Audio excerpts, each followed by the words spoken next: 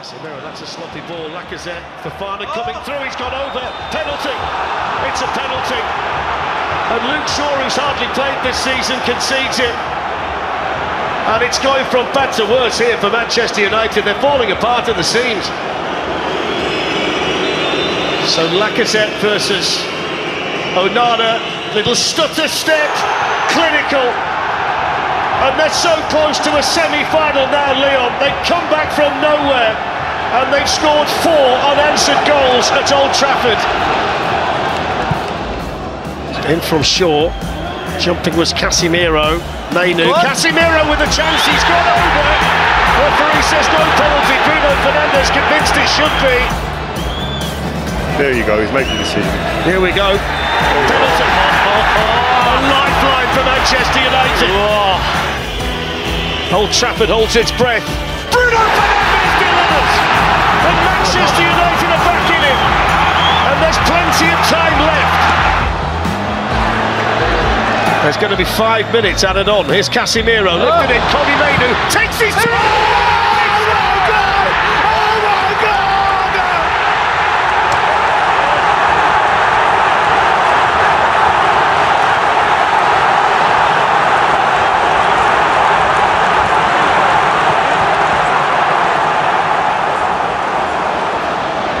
Let's just break for a second to remember there might be penalties yet. Here's Casemiro. Maguire! Into Maguire!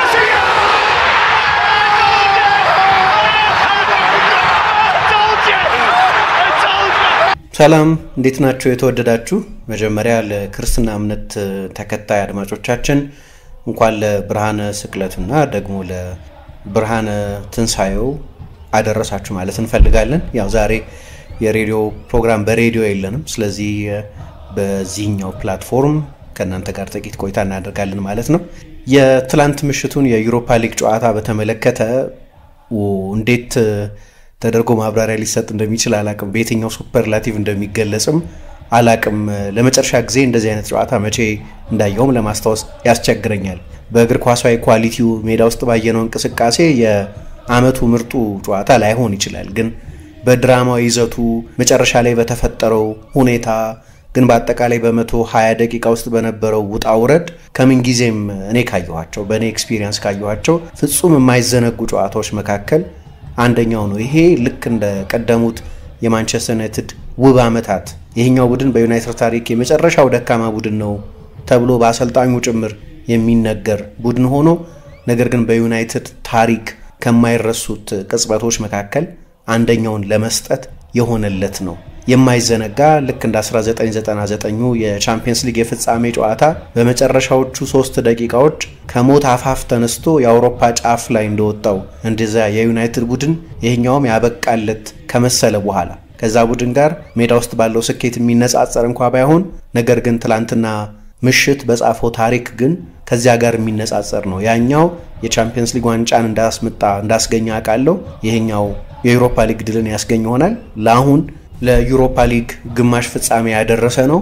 ነገር ግን በድራማዊ ይዘቱ ግን ከዚያ ከ1999 የቻምፒየንስ ሊግ ፍጻሜ የባርሴሎናው የካምፕ ናው ፍጻሜ ጋር የሚነጻጸር ከዛ የኦሌ ጉናር ሶልሻና የቴዲ ሼሪንጋም ቅጽበት ጋር የሚነጻጸር ነው። ሁሉም ነገር የነበረው ከሁሉ በላይ ግን የሚያስገርም ድራማዊ ይዘት የነበረው ጨዋታ ነው። ልብ ወለድ እንኳን ቢጻፍ እንዲህ አይነት የታሪክ ተጣጣፊነትን መጻፍ የሚቻል አይመስለኝም።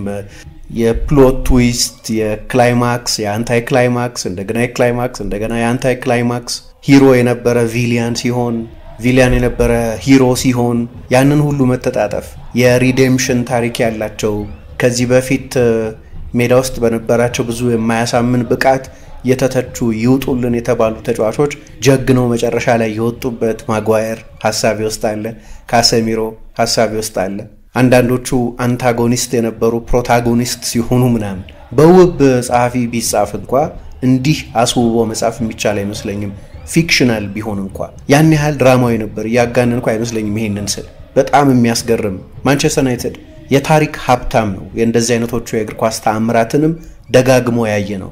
ኦልድ ትራፎርድም ይሄ እድል ነበረው። ለዚህ ነው አንዳንድ የማንቸስተር ዩናይትድ ደጋፊዎች ሰር ጂም ራትክሊፍ ወደ ሌላ ስቴዲየም እንሄዳለን ሲሉ ይሄን ሁሉ ታሪክ ከሰራንበት ይሄ ሁሉ ገድል ከተጻፈበት ስቴዲየም ለምን የማንቸስተር ዩናይትድ ፊር ፋክተር ያለው የታሪክ ስፍራ ይሄ ነው ሚል ሴንቲሜንታል ምክንያት ሲያቀርቡ ሰማለሁ አንዳንድ ጊዜ።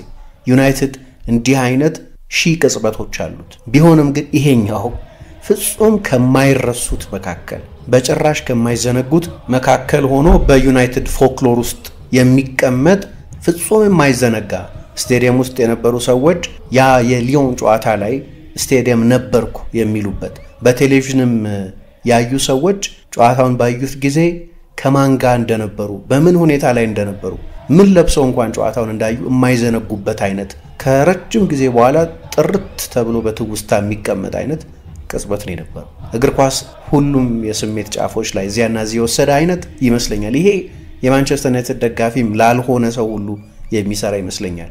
እግር ኳስን በእንደዚህ አይነት አይተነበየነቱ ምክንያት እዛ ጫፍና ጫፍ በሚወስደን እና በሚመልሰን ስሜቱ ምክንያት የሚወደው ይመስለኛል። ለዚህ ነው እንደ 1999 ፍጻሜ ያለ የምለው። ሰር አሌክስ ፈርጉሰን ከዚያ ጨዋታ በኋላ ልክ እንዲሁ ብዙ ሰው ቃል እንዳጠረው ሱፐርላቲቭ እንዳለቀበት እሳቸውም ፉትቦል ብለዲ ሄል ብለው ነበር የተናገሩት።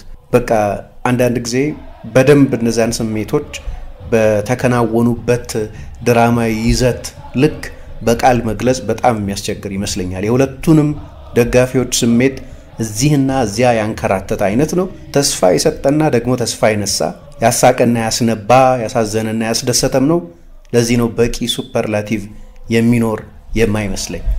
መጨረሻ ላይ ማንቸስተር ዩናይትድ አሸንፎ አልፏል። ስለነበራችሁ ስሜት ግን ብትጽፉልን ደስ ይለኛል። ምክንያቱም ይሄ የማትረሱት ቅጽበት ስለሆነ መቼም የማትዘነጉት ጨዋታ ስለሆነ ስለ ስሜቶቻችሁ ንገሩኝ። ዩናይትድ 2-0 ሲመራ ስለነበራችሁ ስሜት፣ ስለ ግማሽ ፍጻሜ ስለ ቢልባኦ ያሰባችሁ ይሆናል።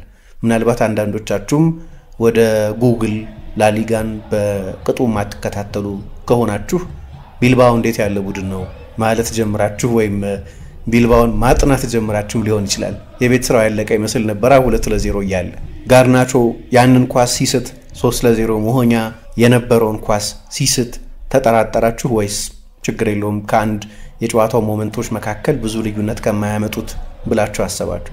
ሊዮን ጎል ማስቆጠር ሲጀምር 2-1 ሲሆንስ ኮረንተን ቶሊሶ ሲወጣ መቼስ ብዙዎቻችሁ እስከዛ ድረስ የነበረው ሁኔታ እንኳን ቢያበሳጫችሁ ነገር ግን ተጨማሪ 30 ደቂቃ ውስጥ በ10 ተጫዋች ነውና ኦሊምፒክ ሊዮን የሚጫወተው እናሸንፋለን ብላችሁ ተማምናችሁ ይሆን? ከዚያ ደግሞ 4-2 ሲሆንስ መጨረሻ ላይ በእነዛ የትንግርት 7 ደቂቃዎች 3 ጎል ሲቆጠርስ?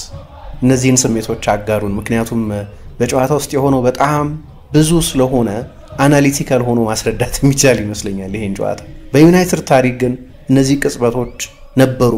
የመጀመሪያው ታሪክ የጎላ ማንቸስተር ዩናይትድን የመጨረሻ ደቂቃዎች ቡድን ወይም የፈርጊ ታይም የሚባለውን ያንን አገላለጽ የጋበዘው ቅጽበት 1993 ላይ ስቲቭ ብሩስ ልክ እንደ ሃሪ መጓየር ሁሉ የመሃል ተከላካይ የነበረው ስቲቭ ብሩስ ከሼፈልድ ዌንስዴ ጋር በነበረ ጨዋታ በ6ኛው ተጨማሪ ሰዓት ባስቆጠራት በዚያች የማሸነፊያ ጎል የተጀመረ ነው ይባላል። የመጀመሪያው ጎል አይደለም ግን ይሄንን የዩናይትድን ግርማ የፈርጊ ታይምን ተቀጽላ ያመጣው ቅጽበት እሱ ነው ይባላል።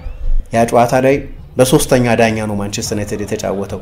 ከጨዋታው በፊት ጆን ማርቲን የሚባሉት አርቢትር ተጎዱና ማጫወት አልቻሉም። ከዚያ በጨዋታው መሃል ማይክ ፔክ የሚባሉት አርቢትር ነበሩ። እሳቸው ተጎዱና ወጡ። ስለዚህ ሶስተኛ አርቢትር ናቸው ማንቸስተር ዩናይትድን በዛ ጨዋታ ያጫወቱት። አሌክስ ፈርጉሰን 2014 ላይ የመጨረሻ ደቂቃ ጎሎች የኔን የማንቸስተር ዩናይትድን ታሪክ ያብራሩታል። ላስት ሚኒት ጎልስ ኢንካፕሱሌት ማይ ሂስትሪ አት ማንቸስተር ዩናይትድ ይላሉ። ደስ ይሉኛል፣ ሁል ጊዜ ባወራቸውም ደስ ይለኛል ይላሉ። በተለይ በመልበሻ ክፍል ውስጥ በሚፈጥሩት ዩፎሪክ ኢምፓክት ምክንያት ወይ በሚያሳድሩት ጥልቅ ስሜት ምክንያት በመልበሻ ክፍል ውስጥ በሚያሰራጩት ኤሌክትሪክ ምክንያት ሰር አሌክስ ፈርጉሰን የመጨረሻ ደቂቃ ጎሎችን ይወዷቸዋል። የእሳቸው ማንቸስተር ዩናይትድ ዋናው መገለጫ ወይ ከዋናዎቹ መገለጫዎች መካከል አንደኛው እንዲህ አይነት ቅጽበቶች ነበሩ። የእሳቸው ማንቸስተር ዩናይትድ መሸነፍን የማይፈልግ ወይም a refusal to acknowledge to the concept of defeat ይባላል። ለሽንፈት ጽንሰ ሐሳብ ያለ እምቢተኝነት ልንለው እንችላለን። ከ1990 የኤፍኤ ካፕ የፍጻሜ ጨዋታ ጀምሮ እስከ መጨረሻው የእሳቸው የውድድር ዘመን እስከ 2011-12 የውድድር ዘመን በእነዚያ ሁሉ ዘመናት ብዙ የከምባክ ጎሎችን ታገኛላችሁ። የድል ማድረጊያ ወይም ከመሸነፍ የተጠበቁባቸው ጎሎችን ታገኛላችሁ። ለዚህ ነው እንደዚያ ዘመን ያለ ማስታወሻ የነበረው ይሄ ጨዋታ። ማንቸስተር ዩናይትድ ለምሳሌ ትላንትና በታሪክ የመጀመሪያው ቡድን ሆኗል በአውሮፓ ጨዋታ በኮንፈረንስ ሊግ ይሁን በቻምፒየንስ ሊግ በዩሮፓ ሊግ ይሁን በካፕ ዊነርስ ካፕ ወይ በፌርስ ካፕ በአውሮፓ ውድድሮች ታሪክ ከ120ኛው ደቂቃ በኋላ 2 ጎል ያስቆጠረ የመጀመሪያው ቡድን ነው። ግን አጋጣሚ አይደለም። ለምሳሌ 1999 ላይ ማንቸስተር ዩናይትድ ባየር ሚኒክ ላይ እነዛን 2 ጎሎች በ28 ሰከንዶች ልዩነት በአክቲቭ ፕሌይንግ ታይም 28 ሰከንድ ነው የነበረው። ቴዲ ሼሪንጋም ዩናይትድን አቻ ባደረገበትና ቀጥሎ ሶልሻ ጎል ባስቆጠረበት ጊዜ መሃል የነበረው 28 ሰከንድ ብቻ ነው። አሌክስ ፈርጉሰን አክሲደንት አይደለም ይላሉ። በዛ ዓመት ቡድኔ ደጋግሞ አድርጎት ስለነበር። ለዚህ ነው የማንቸስተር ዩናይትድ አንደኛው ትልቁ ታሪክ የከምባክ ታሪክ የመጨረሻ ደቂቃ ጎሎች ታሪክ የሚሆነው። በዛ የማንቸስተር ዩናይትድ የሶስትዮሽ ባለድልነት ዓመት 17 ጊዜ ማንቸስተር ዩናይትድ ከመመራት ተነስቶ ወይ ድል አድርጓል፣ ቢያንስ አቻ ወጥቷል። ግን የዛ ዓመት ብቻ እንዳልነበር የምታውቁት በሚቀጥለው የውድድር ዘመን በ1999-2000 የውድድር ዘመን ደግሞ 16 ጊዜ ከመመራት ተነስቶ ብዙ ጊዜም በመጨረሻ ደቂቃ ጎሎች ድል ነስቶ ወይም ከሽንፈት ተጠብቆ ያውቃል። በዛ ዓመት በ1999 ዩናይትድ የሶስትዮሽ ባለድል በሆነበት ጊዜ ትላንትና ከጨዋታው በኋላ አንዳንድ የማንቸስተር ዩናይትድ የቀድሞ ተጫዋቾች እያስታወሱ ሲናገሩት ሰማ ነበር። በኤፍኤ ካፕ በኦልድ ትራፎርድ በሊቨርፑል እስከ 88ኛው ደቂቃ ድረስ 1-0 እየተመሩ በተጨማሪ ሰዓት መጀመሪያ ዮርክ 88ኛው ደቂቃ ላይ ሶልሻ በቻምፒየንስ ሊግ ፍጻሜ እንዳደረገው በተጨማሪ ሰዓት ጎል አስቆጥሯል። የዩናይትድ ታሪክ ሁል ጊዜ በመጨረሻ ደቂቃ ጎሎች ውስጥ ሲመዘገብ የነበረ ነው። ምናልባት የአሰልጣኝ ሩበን አሞሪምንም የማንቸስተር ዩናይትድ ዘመን በስሜት በኩል ቢያንስ ባለው ኢሞሽናል ኢምፓክት ምክንያት አሰልጣኙም እንደዚህ ሲደሰት እንደዚህም ደስታ ሲገልጽ አላየንም። ሁል ጊዜም በተለይ ወደ ዩናይትድ ከመጣ በኋላ እያንዳንዱ ጎል ለጠቅላላው ፕሮሰስ ምን መልእክት እንደሚያስተላልፍ እርግጠኛ ስለማይሆንም የሚጠብቀው የቤት ስራ ክብደትንም ስለሚገነዘብ ሊሆን ይችላል እንደዚህ ሲደሰት አላየሁትም። ስለዚህ ይሄኛው ጨዋታ ከዚህ በኋላ እንደሚኖረው ውጤት ነው አላቅም፣ ግን ትልቅ ኢሞሽናል ኢምፓክት ያለው ጨዋታ ሊሆን ይችላል። የሱን የአሰልጣኝነት ዘመን በስሜት በኩል የጀመረ ጨዋታ ሊሆን ይችላል። ልክ ነው።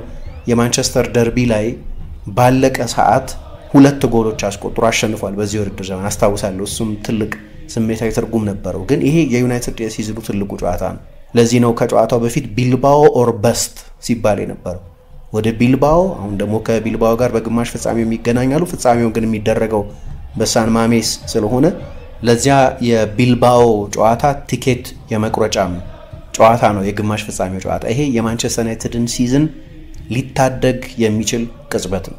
እንዳልኩት ይሄ በሰከነ አእምሮ ቴክኒካል ጉዳዮችን ለማብራራት የሚሆን ጨዋታ አይደለም። ስሜት የምትጋሩበት አይነት ጨዋታ ይመስለኛል። አንዳንዱን ዲቴይል ለማስታወስ ሊቸግረኛል። ሁለቱም አሰልጣኞች ከሞላ ጎደል ባለፈው ሳምንት የተጠቀሙበትን አይነት ቡድን ነው የተጠቀሙት። ሁለቱም አሰልጣኞች የኦናና ወደ መጀመሪያ አሰላለፍ ውስጥ መመለስ ነበር ከጨዋታው በፊት ብዙ ይወራ የነበረው። በእኔ አስተያየት ለ70 ደቂቃ ማንቸስተር ዩናይትድ በጣም የተዋጣለት ነበር። በሁለተኛው አጋማሽ በእንደዚህ አይነት ሎ ብሎክ መጫወቱ የሜዳ ስፍራን በዛ ልክ ወይም ቴሪቶሪን ለሊዮን መተው ካልሆነ በስተቀር ለ70 ደቂቃ ማንቸስተር ዩናይትድ ምንም እንኳን ሊዮን ኳሱን ዘለግላለ ጊዜ ቢቆጣጠርም ግን ፍጹም የተዋጣለት ጨዋታ ነበር። ሊዮንን በሚገባ መቆጣጠር ችሎ ነበር። ሊዮንን በሚገባ ማጥቃት ችሎ ነበር። በማንቸስተር ዩናይትድ የማይታዩ ባህሪያትንም አይተናል በዚህኛው ጨዋታ። ለምሳሌ በተለይ በዚህ ውድድር ዘመን በመጀመሪያ አጋማሽ ጎል ለማስቆጠር ይቸግረዋል። ትላንትና ግን ከማይጠበቁ ምንጮች ልበል፣ ምክንያቱም አንደኛው የአማካይ ተከላካይ ነው፣ አንደኛው የቀኝ ዊንግ ባክ ነው። ግን የመጀመሪያውን ጎል ማኑዌል ኡጋርቴ ያስቆጠረ በጥቂት ደቂቃዎች ውስጥ ጨዋታው እንደተጀመረ ብዙ ሳይቆይ። ከዚያ የመጀመሪያ አጋማሽ ከማብቃቱ በፊት ደግሞ ዲዮጎ ዳሎት ጎል አስቆጠረና ማንቸስተር ዩናይትድ 2-0 መምራት ብቻ ሳይሆን በጣም ጥሩ ተጫውቶ የሊዮንን ሃይላይን በተደጋጋሚ በእንደ ጋርናቾ አይነት ፈጣን ተጫዋቾች አጥቅቶ እንደተለመደው ብሩኖ ፈርናንዴዝ አስደናቂ ሆኖ በዩናይትድ ታሪክ ከማይዘነጉ ጎሎች መካከል አንደኛውንም ሊያስቆጥር ተቃርቦ ከዳሎ የመጣን ክሮስ እዚያው አየር ላይ እንዳለ በቮሊ ለማስቆጠር ተቃርቦ ግን የጎሉ አግዳሚ መልሶበት ፍጹም የማይረሳ ጎል ሊሆን ይችል ነበር። ኦልድ ትራፎርድ ብዙ ውብ ጎሎች አይቷል፣ ግን ከነዚያ መካከል ሊካተት መብት ያለው ጎል ሊያስቆጠር ተቃርቦ ነበር። ከዚያ በኋላ የሆነው ነገር እንደሚሆን ፍንጭ አልነበር። ዩናይትድ ፉሊ ኢን ኮንትሮል ነበር። በሩበን አሞሪም አሰልጣኝነት ስርም ማንቸስተር ዩናይትድ በጣም ጥሩ ከተጫወተባቸው ጨዋታዎች መካከል አንደኛው ነበር፣ ያ ወጀብ እስኪመጣ ድረስ። ግን እንደው ለታሪክ አንደኛው መጠቀስ ያለበት የመጀመሪያ አጋማሽ እንዳበቃ አሰልጣኝ ሩበን አሞሪም ለውጥ አደረገ። እንዲሁ ስናየው ማብራሪያው ሳይሰማ በተለይ በኋላ ባመጣው ውጤት ስህተት ይመስል ነበር። ሉክ ሾው ባለፉት 9 ወራት ለማንቸስተር ዩናይትድ ኦልሞስት ያልተጫወተው ከአንድ ጨዋታ በስተቀር ያልተጫወተው ተጫዋች ተቀይሮ እንደሚገባ ሲያሟሙቅ አየን። በኋላ አሰልጣኝ ሩበን አሞሪም እንዳሉት ተቀይሮ የወጣው ኑሰር ማዝራዊ እሱን ሊተካ የነበረው ቪክቶር ሊንደሎፍ ከቤታቸው ተጠርተው ሄዱ ይላሉ። የሚገርም በሁለቱም ተጫዋቾች የግል ሕይወት ውስጥ አስቸኳይ ኢመርጀንሲ ስላጋጠመ የተለያየ ነው ተብሎ ተዘግቧል። አንድ አይነት አይደለም ሁለቱም ተጫዋቾች የገጠማቸው ነገር። ምን ገጠማቸው የሚለው እስካሁን ድረስ ተገልጾ አላየሁም። ግን አሰልጣኝ አሞሪም እንዳለው ኑሰር ማዝራዊ የወጣው በዛ ምክንያት ነው ከጨዋታው። እሱ ሊተካ የነበረው ቪክቶር ሊንደሎፍም ወደ ቤቱ ተቻክሎ መሄድ ነበረበት። ስለዚህ ሉክ ሾውን አሰለፉት። የማንቸስተር ዩናይትድ የተከላካይ መስመር ተቀይሯል ከሱ መግባት በኋላ። ግን የታሪኩ አንድ አካል ስለሆነ በጣም ኢንትረስቲንግ ነው አይደለም? ይሄም ራሱ የታሪኩ አንድ አካል ነው። ለውጡ ኢንፎርስድ ነው፣ የሉክ ሾው ታክቲካዊ ውሳኔ አይደለም። ነገር ግን የዚህን ጨዋታ መልክ የቀየረው ለውጥ በሊዮን አሰልጣኝ በፓውሎ ፎንሴካ በኩል የተደረጉት ሁለት ለውጦች ናቸው። አሌክዛንድር ላካዜት ገባ፣ ቴነር ቴዝማን ገባ። በኋላ ደግሞ በእኔ አስተያየት የጨዋታው ትልቁ ለውጥ ፈጣሪ ወጣቱ ቤልጅየማዊ የክንፍ ተጫዋች ማሊክ ፎፋና ተቀይሮ ገባና ከዚያ በኋላ ነው የጨዋታው ስዕል የተቀየረው። ግን 2-0 እያለ ማንቸስተር ዩናይትድ ተጨማሪ ጎል አስቆጥሮ ጨዋታው ሊጠናቀቅ ይችል ነበር። በተለይ በእኔ አስተያየት ያው የሚሰታቸው ኳሶች አሉ። ሁለት ኳሶችን ለራስሙስ ሆይሉንድ መስጠት እየቻለ ሳይሰጠው ቀርቶ በሁለቱም አጋጣሚዎች ዴንማርካዊ አጥቂ በግልጽ ገስጾታል። አንደኛው እንዲያውም ንዴቱን የጎሉን ብረት በመምታት ነበር የገለጸው። ስለዚህ ጋርናቾ በሁለቱም ስሜቶች ውስጥ የሚያዋልል ነው። የኡጋርቴ ኳስ ሲቆጠር እሱ ነው ኳሱን የሰጠው በዛ ከትባክ ክሮስ። ግን እንዲህ አይነት ክሮሶች በትክክለኛው ጊዜ ለሚፈልገው ደግሞ ሆይሉንድ ኳሱን አልሰጠውም። ግን ሆይሉንድ ራሱ ፊት ለፊት ከግብ ጠባቂው ሉካስ ፔሪ ጋር ያገናኘ ድንቅ ኳስ ለአሌሃንድሮ ጋርናቾ ሰጥቶት ነበር። 3-0 አድርጎ ጨዋታውን መጨረስ ይችል ነበር። ዩናይትድ የሰዓታቸው የጎል እድሎች ነበሩ። ስለዚህ ለሊዮን ፋይቲንግ ቻንስ የሰጠውም ራሱ ማንቸስተር ዩናይትድ ነው። የመጀመሪያውን ጎል ያስቆጠረው ኮረንተን ቶሊሶ ነው። አምበል ሆኖ የጀመረው ግን ከላካዜት መግባት በኋላ የአምበልነቱን ምልክት ለቀድሞ የአርሰናል ተጫዋች የሰጠው። ዩናይትድ የፍጹም ቅጣት ምት ሳጥን ውስጥ የቅጣት ምት ክሊር የማድረግ ድክመት ነበር። ካሰሚሮ ነው ያንን ያላደረገው። በኋላ ላካዜት በጭንቅላቱ ጨረፈው። ተቀይሮ የገባ ተጫዋች በጨዋታው ላይ በጎ ተጽዕኖ ለሊዮን ሲያሳድር ማለት ነው። በ7 ደቂቃ ነው ሊዮን 2 ጎሎች ያስቆጠረ። ይሄ የመጀመሪያው ነው። ቶሊሶ ጎሉን አስቆጠረና 2-1 ሆነ። ያኔ ነው ውጥረት የጀመረው። ሊዮን ደቂቃ በገፋ ቁጥር በጨዋታ ላይ ያለው ተጽዕኖ ከፍ እያለ ስለነበር በሁለተኛው አጋማሽ 72% ነበር የሊዮን የኳስ ቁጥጥር መጠን። በ7 ደቂቃ ውስጥ ሌላ ሁለተኛ ጎል በኒኮላስ ታሊያፊኮ አማካይነት የፈረንሳዩ ክለብ አስቆጠረና 4-4 ሆነ። ያኔ ነው ኦልድ ትራፎርድ የቀዘቀዘው። እንደገና እነዛ ክፉ ቅዠቶች የመጡት። ዩናይትድ በዩሮፓ ሊግ በዚህ ዓመት አልተሸነፈም። በአውሮፓ ውድድር በጣም ጥሩ ነው፣ ግን በፕሪሚየር ሊግ ያሉትን ቅዠቶች ያጋባ የሚመስል ቅጽበት ነው። ግን ሌሎች ነጥቦች ነበሩ። ከዚያ ጎል መቆጠር በኋላ ልክ ከዚህ በፊት ፊል ጆንስ እንዳደረገው ሌኒ ዮሮ ስህተቶችም የሰራው ግን ተስፋም የሰጠው የባለፈው ጨዋታ ላይ ጎል ያስቆጠረው በዚህኛው ጨዋታ ለኮረንተን ቶሊሶ በቀይ መውጣት ምክንያት የሆነው ስህተቶችም የሰራው ግን ብዙ በጎ ነገሮችም የነበሩት የ19 ዓመቱ ሌኒ ዮሮ እንደ ፊል ጆንስ በኋላ ለጉዳት ያጋለጠውን አንገቱን ሰጥቶ ጭንቅላቱን ሰጥቶ ሙከራ ብሎክ አድርጓል። ለምሳሌ ይሄ በመጀመሪያው 90 ደቂቃ ውስጥ የነበረ ነው። ከዚያ በኋላ ግን የመጀመሪያው 90 ደቂቃው ከማብቃቱ በፊት ለማንቸስተር ዩናይትድ ትልቅ አድቫንቴጅ የሚሆን ነገር ተፈጠረ። በጨዋታው ላይ በሊዮን በኩል ምርጥ የነበረው ኮረንተን ቶሊሶ እድለኛ አይደለም በእኔ አስተያየት በቀይ መውጣቱ። በጣም ሚኒማል ኮንታክትን የነበረው ግን አስቀድሞ ቢጫ ካርድ ነበረው። ስለዚህ ሊዮንን በ10 ተጫዋች ያስቀረ የሁለተኛ ቢጫ ካርድ ውሳኔ ተወሰነ።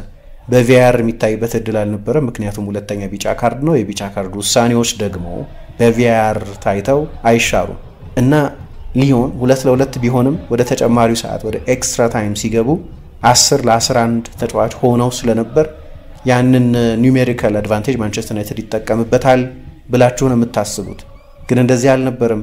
በጣም መጥፎ አጀማመር ነበር። ሁለተኛ አጋማሽ እንደተጀመረ በጥቂት ደቂቃዎች ውስጥ ሁለተኛ አጋማሽ እንደተጀመረ ራያን ሼርኪ የሊዮን አደገኛው ሰው በጣም ግሩም ጎል አስቆጠረ። ኦናና ከቆመበት ሳይንቀሳቀስ ኃይል ያለው ጥብቅ ያለ ኳስ መጥቶ ከዚያ ከደቂቃዎች በኋላ ተቀይሮ ከገባ በኋላ በዛ ቀጥተኛ ሩጫው የአብዶ ችሎታው ፍጥነቱ እና የወጣትነቱ ድፍረት ጨዋታውን የለወጠው ማሊክ ፎፋና በዩናይትድ ሳጥን ውስጥ ጥፋት ተሰርቶበታል አሉና አርቢትሩ ለሊዮን የፍጹም ቅጣት ምት ሰጡ። ከዚህ በፊት በአርሰናል ተጫዋችነቱ 3 ጊዜ ማንቸስተር ዩናይትድ ላይ ጎል አስቆጥሮ የሚያውቀው አሌክዛንደር ላካዜት የሊዮንን 4ኛ ጎል አስቆጠረ። በ10 ተጫዋች የሚመራው ሊዮን ድንገት 2-4 ሆነ በኦልድ ትራፎርድ። ማንቸስተር ዩናይትድ 2 ሊዮን 4። አሁን በዚህ ጊዜ ብዙ የማንቸስተር ዩናይትድ ደጋፊዎች በምንረዳው መልክ ከስቴዲየም ወጥተው ሄደዋል። በርካታ የማንቸስተር ዩናይትድ ደጋፊዎች ለቀዋል ከስቴዲየም። ለዚህ ነው ሩበን አሞሪም 4-2 ስለመራ ስለወጡት ደጋፊዎች አሁን አስባለሁ የሚል አስተያየት የሰጠው። ከዚያ በኋላ ነው ከምባኮ የተጀመረው። 114ኛው ደቂቃ ላይ ሰዓቱ ሲያሳይ 6 ወይ 7 ደቂቃ ሲቀረው ማንቸስተር ዩናይትድ በኦሎምፒክ ሊዮን 4-2 ይመራ ነበር። ያኔ ከምባክ ማሰብ በጣም ተስፈኛ መሆንን ይጠይቅ ነበር። የእግር ኳስ ተአምር አያልቅምና ልይ ማለትን ይጠይቅ ነበር ለዩናይትድ ደጋፊ። ምክንያቱም ተስፋ ለማድረግ አንደኛው በዚህ ዓመት ቡድኑ ያሳየው ነገር በቂ ተስፋ የሚሰጥ አይደለም። ሁለተኛ ይሄ ጨዋታ ከቡድኑ እጅ የወጣበት መንገድም ተስፋ የሚሰጥ አልነበረም። ግን አላለቅም። በኦልድ ትራፎርድ አያልቅም እንደ ሩበን አሞሪም ማገላለጽ። ባለፈው የውድድር ዘመን በነበረው ደካማ አቋም ምክንያት በአንዳንድ ትልልቅ ስህተቶቹም የተነሳ የማንቸስተር ዩናይትድ ደጋፊዎች እንዲወጣ ይፈልጉ ነበር። ሁሉም ባይሆኑ ግን ብዙ ደጋፊዎች ካሴሚሮ ብዙ ጀግኖች ነበሩት ይሄ ካምባክ። ግን ምናልባት ትልቁ ጀግና እሱ ሊሆን ይችላል። ምክንያቱም የመጨረሻዎቹ 3 ጎሎች ላይ በቀጥታ የተሳተፈው ካሴ ነው። የፍጹም ቅጣት ምት ሳጥን ውስጥ ጥፋት ተሰራበት። ኒኮላስ ታሊያፊኮ እና ቲያጎ አልማዳ ሁለቱ አርጀንቲናውያን እዚህ ብራዚላዊ ላይ ጥፋት ፈጸሙ። ግን አርቢትሩ መጀመሪያ አላዩትም። ስለዚህ በቪአር መታየት ነበረበት። ኮንታክቱ በጣም ጠንካራ አይደለም። ግን በዩኤፋ ውድድሮች ላይ እንዲህ አይነት የፍጹም ቅጣት ምቶች ይሰጣሉ እናውቃለን። ስለዚህ ማንቸስተር ዩናይትድ ትንሽ ነፍስ የዘራበትን እድል የፍጹም ቅጣት ምቱን ሲያገኝ አገኘ። ጊዜ ነበር፣ በእርግጥ ሞመንተምም የነበረው ከማንቸስተር ዩናይትድ ጋር ነው። አሁን የሊዮን ሀሳብ በሙሉ መከላከል ነው የነበረው። ግን የፍጹም ቅጣት ምቱን የመምታት ኃላፊነት የብሩኖ ፈርናንዴዝ ነበር። ከሱ የተሻለ ሰው ልትመርጡ አትችሉም። ልክ ነው። የማንቸስተር ዩናይትድ ዋና የፍጹም ቅጣት ምት መቺ ነው። ግን ሃይ ፕሬሸርድ ነው። ይሄ የማንቸስተር ዩናይትድን ሲዝን የሚያድን ካልሆነ ደግሞ አመቱን የበለጠ የሚያበላሽ ቅጽበት ነው የነበረው።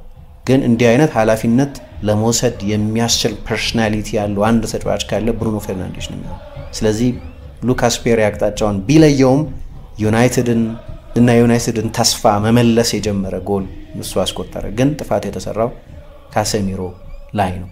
ያኔ አሰልጣኝ ሩበን አሞሪም በአንዳንድ ለውጦቹ በሀገሩ ልጅ በፎንሴካ የተለወጠ መስሎ የነበረው በተለይ ደግሞ ከሆይሉንድ እና ከጋርናቾ መውጣት በኋላ በቂ የማጥቃት ፎካል ፖይንት ያልነበረው ስለነበር በአንዳንዱ ለውጦቹ ላይ ቅሬታ ነበር። ግን ሰርፕራይዝ የመጨረሻዎቹን 2 ጎሎች ያስቆጠሩት 2 ሜክሺፍት አጥቂዎች ናቸው። መጀመሪያ ኮቢ ሜኑ በጣም የሚያስደንቅ ጎል ያስቆጠረው ኮቢ ሜኑ በጣም የሚያስደንቅ ጎል። ከዚህ በፊት በታይት ስፔስስ በጠባብ ቦታዎች ላይ ባለው መረጋጋት ምክንያት አሮገንስ ኦፍ ታይም አለው ይባላል። ብዙ ጊዜ እንዳለው ይመስላል። ብዙ ጊዜ በማይሰጥ ሁኔታ ውስጥ ሆኖ አጨራረሱ በጣም ግሩም ነው። አሁን ያ ጎል ማንቸስተር ዩናይትድን እና ሊዮንን ወደ መለያ ምት የሚወስድ ነበር። ግን 5 ደቂቃ ተጨምሯል። ስለዚህ ተስፋ አላለቀ። ዩናይትድ እዛው ጨዋታው ሊገለው ይችላል። ሜኑ አጥቂ ነበር እና አንዳንዴ ከብሩኖ ፈርናንዴዝ ጋር ቦታ እየተቀያየረ አንዴ ፈርናንዴዝ የመጨረሻው ሰው ይሆናል፣ ሌላ ጊዜ ኮቢ የመጨረሻው ሰው ይሆናል። ያንን ውብ ጎል አስቆጠር። እሱ ብቻውን አቅል ያስታል። 4-2 ሲመራ 5-6 ደቂቃ የቀረው ቡድን 4 እኩል ሆነ። እሱ ብቻውን አቅል ያስታል በደስታ ግን ሃሪ ማጓየር ማጥቂ ነበር።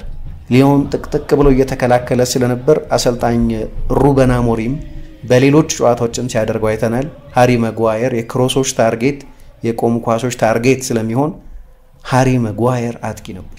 የኮቢ ሜኑ ጎል ሲቆጠር ከካሴሚሮ ነው የመጣው ኳሱ። ለሁለተኛ ጊዜ ተሳተፈ። ጥፋት የተሰራው እሱ ላይ ነበር።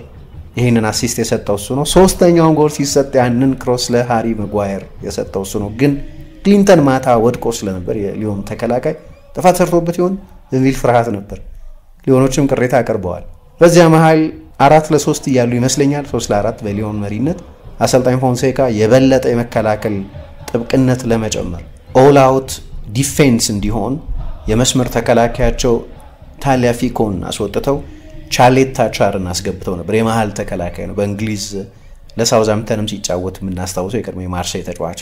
ግን የሃሪ ማጓየርን ያንን የመጨረሻ ደቂቃ ምትሃተኛ ቅጽበት ከ10 ዓመታት በኋላ የሚወራ ምትሃተኛ ቅጽበት እሱን መከላከል አልቻሉም እና 5-4 ሆነ። በድምር ውጤት 7-6 ሆነ። This is Barcelona 99 stuff here.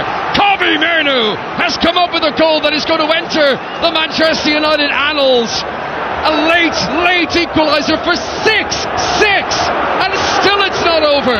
5 minutes of stoppages. Harry Maguire! Oh my word! Harry Maguire's header makes it 7-6 to Manchester United. Oh my God! They jump into the crowd of celebration, and it's just like York and Solskjaer all those years ago. 2 goals in stoppages to turn it around. The 10 men of Lyon can't believe what's hit them. በአውሮፓ ውድድር ታሪክ በሁሉም የአውሮፓ ውድድር ታሪክ በተጨማሪ 30 ደቂቃ ውስጥ 5 ጎል ተቆጥሮ አያውቅም። ያን ያህል ድራማዊ ነው። ሊዮን 2 ማንቸስተር ዩናይትድ 3 ጎል ያስቆጠሩት በ120 ደቂቃ ውስጥ ነው። አሁን ቅድም ለአንዳንዶቹ የሪዴምፕሽን ታሪክ ነበር ምለው ለዚህ ነው። ሃሪ ማጓየር የዛሬ 2 ዓመት የዛሬ 3 ዓመት የነበረበትን ቦታ ታውቃላችሁ። የሶሻል ሚዲያ ሚም ነበር። በባላጋራ ቡድን ደጋፊዎች ብቻ አይደለም ወይ በሶሻል ሚዲያ ትሮለሮች ብቻ አይደለም፣ በማንቸስተር ዩናይትድ ደጋፊዎች ሳይቀር አንዳንዴ በጣም ተጨክኖ ሳይቀር ይሾፍበት የነበረ። በ2023 አሰልጣኝ ኤሪክ ቴን ሃግ ለዌስትሃም ለመሸጥ ወስነው ግን በዝውውር በተለይ እሱ ከዩናይትድ ሊቀበል በሚገባው ቦነስ ላይ መግባባት ስላልተቻለ ነው በዩናይትድ ያለው ሃሪ ማጓየር። የወደፊቱ የሩበን አሞሪም ቡድን የሚገነባበት ማዕዘን ላይሆን ይችላል፣ ግን እንደው በትላንትናው ቅጽበት ምክንያት ብቻ ሁል ጊዜ ይታወሳል። ሁል ጊዜ ሰዎች ያስታውሱታል። የማንቸስተር ዩናይትድን የድል ማድረጊያ ጎል ያስቆጠረው ሃሪ ማጓየር ነው። ይሄ ነው ሪዴምፕሽን ነው ምለው፣ ወይም ታሪክን እንደገና መጻፍ ልበለው። 7 ዓመት በዩናይትድ ቆይቷል። እንዲህ አይነት ትልልቅ ጎሎች አስቆጥሮ ያውቃል። 2018 ላይ ነው የመጣው። ግን አንድ ሃይላይት ምረጥ ቢባል፣ አንድ ልዩ ቅጽበት ምረጥ ቢባል ይህንን የሚመርጥ ይመስለኛል ሃሪ ማጓየር። ይሄ የማንቸስተር ዩናይትድ መጥፎ ቡድን ነው ስታቲስቲካሊ በፕሪሚየር ሊግ ዘመን ባለፉት 31-32 ዓመታት ይሄ መጥፎ ቡድን ነው። ከዚህ በኋላ የተቀሩትን ጨዋታዎች ሁሉ ቢያሸንፍ የዩናይትድ አነስተኛው ነጥብ የሚመዘገብበት የውድድር ዘመን ይሆናል። አሰልጣኙ በታሪክ ነው የሚለው፣ ግን እንደው በ30 ዓመት ውስጥ መጥፎ ቡድን ወይም አንዳንዶች እንደሚሉት ለመጨረሻ ጊዜ ማንቸስተር ዩናይትድ በወረደ ጊዜ 1974-75 የውድድር ዘመን ከዚያ በኋላ መጥፎ ቡድን ነው። ስለዚህ በ50 ዓመት ውስጥ መጥፎ ቡድን ነው። በቡድኑ ውጤት ተስፋ ለማሳየት የሚያስቸግር የማንቸስተር ዩናይትድ ደጋፊ መሆን ከባድ ስራ የሆነበት የውድድር ዘመን ግን በዚህ ጨዋታ ምክንያት ግን ይታወሳል። ምርጦቹ ቡድኖች ናቸው። ቅድም ዩናይትድ 1999 ስንል ትሬብል ያሸነፈ ቡድን ነው ያንን ያደረገው። የዩናይትድ ወርቃማ ዘመን ላይ የነበረ ቡድን ነው ያንን ያደረገው። ይሄ መጥፎ ቡድን ነው ያንን ያደረገው። እኔ እንዲያውም ካሰሚሮ ስንት ቻምፒየንስ ሊግ ያሸነፈው? 5። ረሃባቸውን መጠራጠር ከብዶኛል ተጫዋቾቹ።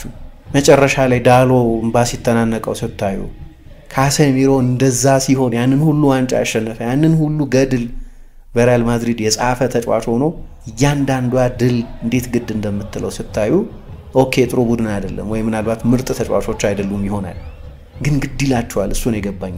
ሁሌ ግድ ይላቸዋል ወይ አላቅም፣ በየ3 ቀኑ ተመሳሳይ ረሃብ ያሳያሉ ወይ አላቅም፣ ግን ያ የመጨረሻ ደቂቃዎች ፋይት ግድ እንደሚላቸው ያስታውሰኝ።